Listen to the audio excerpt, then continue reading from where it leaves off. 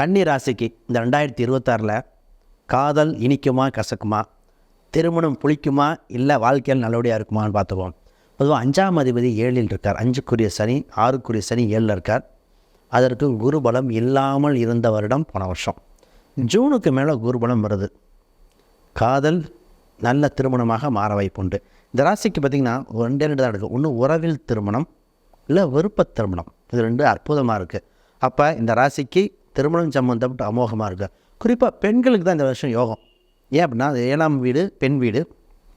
தான் நினைத்த வகையில் கணவர், தான் நினைத்த வகையில் வருகின்ற வரன் இருக்கும். வேலை, தொழில், இதெல்லாம்.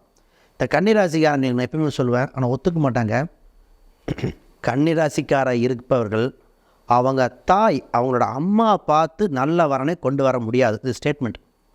கன்னிராசிக்காரங்க இருக்கவங்க அம்மா நல்ல வரனை கொண்டு வந்தாங்க அப்படின்னா கஷ்டம். ஏன்னா 4ஆம் அதிபதியே பாதகாதிபதியாக இருக்கும். நிறைய கன்னிராசிக்காரங்க குடும்பத்தில் ஒரு ப்ராப்ளம் வருதுன்னா கன்னிராசி நபருடைய தாயார் காரணமாக இருப்பாங்க. ஏன்னா 7ஆம் இடம் பாதகம், 4ஆம் இடம் ரெண்டுமே குரு. அப்போ 4ஆம் இடத்துக்கு முக்கியத்துவம் கொடுத்தீங்கன்னா 7ஆம் இடம் பாதகமாக மாறிடும். அப்போ நான் என்ன சொல்வேன், இந்த கன்னிராசி தான் அவங்களோட கலஸ்திரம், அவங்களுக்கு முக்கியத்துவம் கொடுங்க, 4ஆம் இடம் வேலை செஞ்சிடும்.